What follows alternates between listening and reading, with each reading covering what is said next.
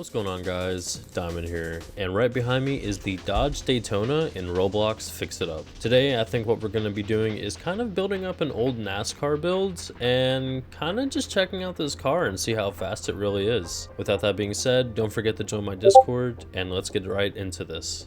So first things first, let's go ahead and get right into the overall looks of this car. First thing you'll notice is actually the hood, believe it or not, and the giant wing, but we'll cover that later. As you can see, the hood actually has hood pins, and it's really cool actually. Another thing that you'll see is that the headlights, even though when you do turn the car on, they do appear, but on the car itself they don't actually activate, and by technicality, since this is a race car, it wasn't supposed to have headlights. Looking on the side panel, it does have that old school latch on that door, so back then you did in fact have to push in a button and then open it, so that's actually pretty cool. Then you have the gas cap, which has that kind of old school performance style, which I'm definitely liking. You have the giant wing, which back then Dodge actually used this 4 arrow, so that was actually really cool how they did design this car. Overall, the taillights, absolutely amazing. So far,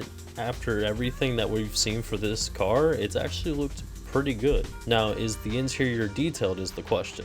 Not so much, but you do have kind of like an overall gist of what it would have looked like. Honestly, if I had to rate this model, if I had to rank this modeling and this car based on the looks of in the game, I would probably give it maybe a 6 out of 10. It's not bad, I just wish the interior was modeled more. Next thing we are going to look at is we're going to pop the hood, and it does in fact come up, and for some reason ours came with a VTEC, which this was one of the random cars that ended up getting chosen to have random engine spawns. Isn't that amazing? But what we're going to be doing is actually putting a 4.2 in this, just because I like the raspy sound that that V8 has, and it just kind of feels fitting. So let's go ahead and head right over to the part shop, shall we? Alright, now that we are finally here at the spare parts shop, let's go ahead and take out this VTEC, shall we? And it does look like it comes with a 6-speed manual. We're going to go ahead and put a 7-speed DCT in here. Let's see, let's go ahead and buy our transmission, and let's buy our V8. Alright, let's get to installing.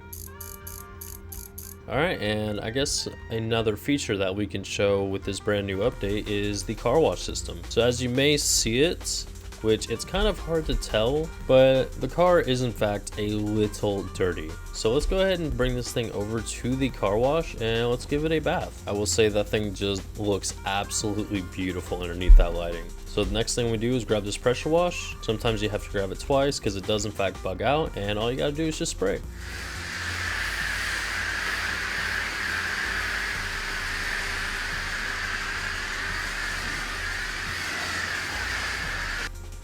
And look at that, it is a lot better compared to what it just looked like.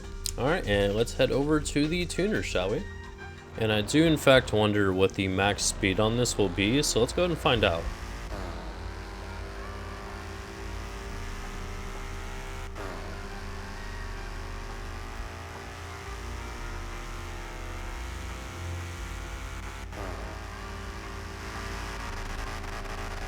So 152, and we didn't even make it all the way up to 7th gear. Not bad.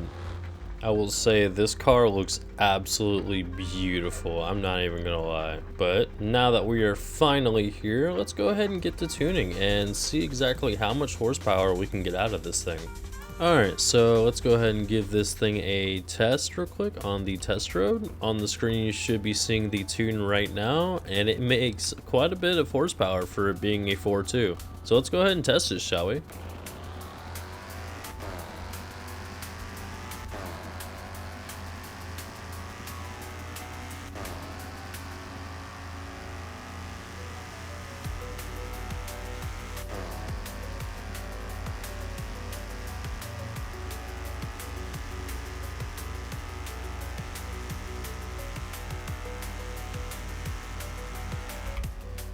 Managed to get to 205 before hitting the end here. Actually not bad. I will say this car is definitely full of surprises, and I definitely like how it's turning out so far. But let's go ahead and hit up the drag strip, and then we'll hit the circuit and see our times.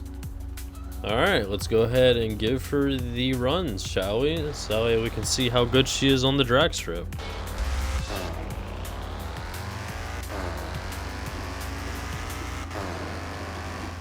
616, not too bad, especially with this being the 4.2.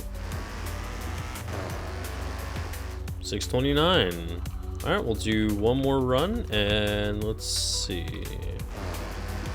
634. It feels like we got slower each time, but that last run we definitely kept leaning around. But it's okay though. This wasn't built for drag strips, so let's go ahead and take her to the circuit and see how she does. All right, now that we're here, let's go ahead and put her into auto and let's try this out.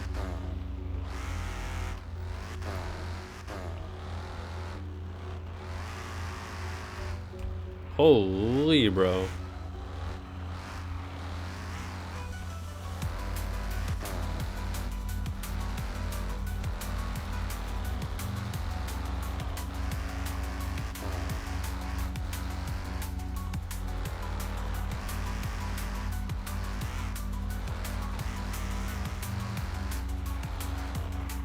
Oh wow.